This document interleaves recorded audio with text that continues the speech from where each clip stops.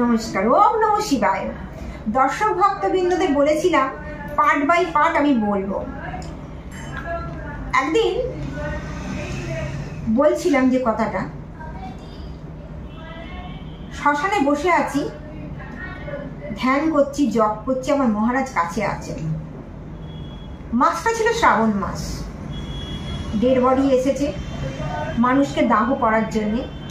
তো একজন মায়ের সন্তান ছিল না, 14 বছর বিয়ে হয়েছে, পুত্র সন্তান নেই, কন্যা সন্তানও নেই।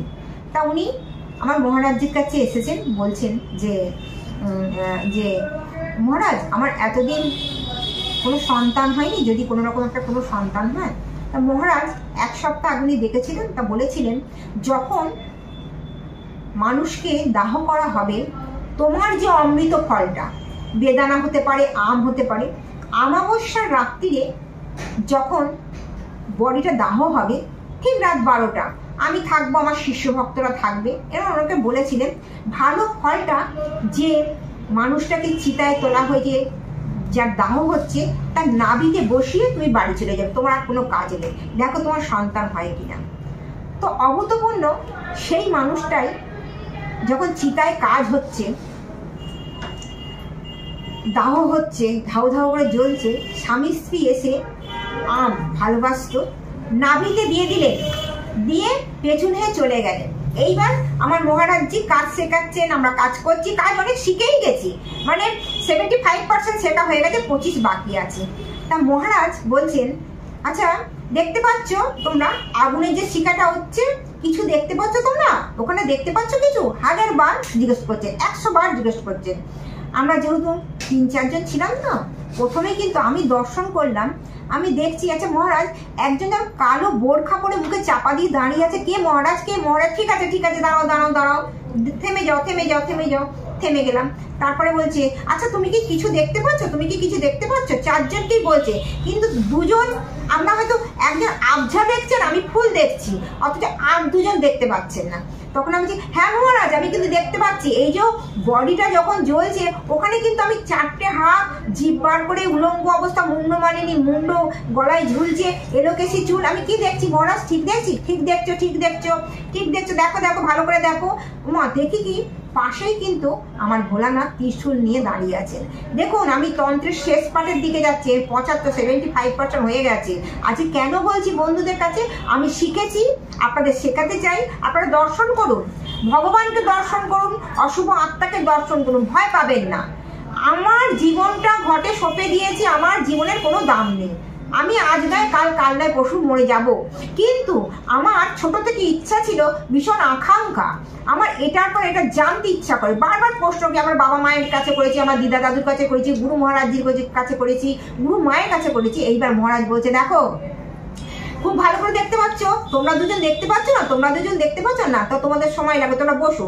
অথচ আমরা মহারাজকে ধরেই বসে, 2 জন ডান দিকে আছে, 2 জন বাঁ দিকে আছি, বাঁ দিকের গুলো দেখতে পাচ্ছেন, ডান দিকেটা দেখতে পাচ্ছেন। বাঁ দিকে যে আমি রয়েছি, আমি সামনে আছি, স্পষ্ট দেখতে পাচ্ছি যে আগুনটা জ্বলছে। বললাম না প্রথমে একদম কালো বোরখা পরে, তারপরেই দেখছি মা কালী, ঠিক চিতাটা যে জ্বলছে আগুনটা, দেখবেন আগুনটা যখন জ্বলে একটা আগুনের রশ্মি দেখা যায়, ধোঁয়া তো ওঠে, কিন্তু একটা যেটা সিলভার কালারের একটা যেন ধোঁয়া ধোঁয়া হচ্ছে, যেন একটা শ্যাডো পড়ছে, শ্যাডো পড়ছে।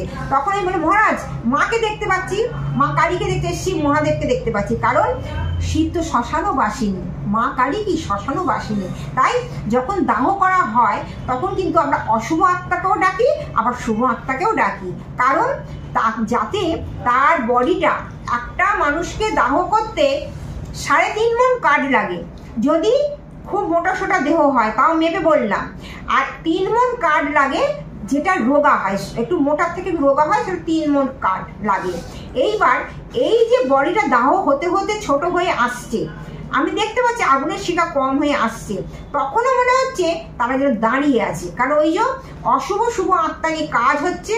এইবার তখন মহারাজ বললেন একটা জবা ফুল আর একটা পঞ্চমুখী অপরাজিতা নিয়ে এসো। পঞ্চমুখী অপরাজিতা আর জবা ফুলের যে শীষটা, ওইটা নিয়েই কাজ, আমি এত অনলাইনে বলবো না। তখন ওকে আহুতি দেওয়া হলো, আর ওনাদেরকে যারা এসেছেন তারা কিন্তু সেই আমটি দিয়ে অমাবস্যা রাত্রি চলে গেলেন। এইবার দেখছি যখন বডিটা ছোট হয়ে আসছেন, তখন দেখছি আস্তে আস্তে ওই যে কালো বোরখা পরা যে মানুষটাকে দেখেছে তিনিও মিলিয়ে গেলেন। মা কালী শিব আর ভোলানাথকে দেখতে পাচ্ছি না। তখন মহারাজ বলছে আমরা কিন্তু কাজের শেষ সীমানে এসে গেছি, এবার কিন্তু আহুতি দিতে হবে। যাই হোক, আহুতি আমি বলছি না, আহুতির মন্ত্রও বলছি না কি কি আহুতি দিয়েছি, কারণ এই অনলাইনে আমরা বলি না।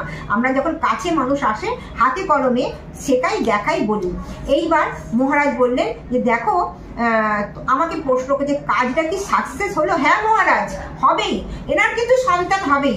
তুমি বলছে হ্যাঁ তোমার তো আমার সোমবারই জন্মবার, তুমি তো মহাদেবের অংশ, আমাকে বলছে। আমি বলছি হ্যাঁ মহারাজ, আমারও কিন্তু অজ্ঞান মাসের সোমবার আমার জন্মবার। যাই হোক, এইবার যখন কাজ সমাপ্ত হলো, এইবার মহারাজ বলছে দেখো আমাদের কিন্তু কবচটা তৈরি করতে হবে, আরও কিছু প্রণালী আছে। যাই হোক, আবার একটা বডি এসে গেছে, সেটা কিন্তু ব্রাহ্মণদের ঘরে, পরে বলবো। এটা শুদ্ধ, আর একটা এসছেন ব্রাহ্মণদের ঘরে, এওস্ত্রী মরা এসছে, সেটা পরেরটাতে বলবো। যাই হোক, তার যে কাজটা করে দিয়েছিলাম তার কিন্তু কাজটা হয়েছিল। এইবার পরের দিন সে এসেছিল, এসে কিন্তু মহারাজের কাছ থেকে একটি কবচ নিয়ে গিয়েছে। কবচটা কিন্তু আমিই তৈরি করেছিলাম। কবচটা নিয়ে গেল, 3 মাস বাদে মহারাজকে এসে বলল মহারাজ আমি ডাক্তার দেখিয়েছি আমার পজিটিভ, কিন্তু কন্যা সন্তান পুত্র সন্তান যাই হোক না কেন আমি কিন্তু আপনাকে পুজো দেবো। আর যিনি কাজটি করেছেন, যেই করুক, আপনি করুক আপনার শিষ্য ভক্ত করুক, যেভাবে করেছেন আমার কিন্তু পজিটিভ এসছে। 14 বছর বাদে এরকম ঘটনা 18 বছর বাদেও হয়েছে। কেন আপনাদের শোনাচ্ছি জানেন? যেহেতু আমি ইউটিউব চ্যানেলটা করছি, আপনারা সাবস্ক্রাইব করছেন, শেয়ার করছেন, লাইক করছেন, প্রায় মনে প্রচুর জোর পাচ্ছি। তাই আজকের মতো অনুষ্ঠান শেষ করছি। ওম নমঃ শিবায়।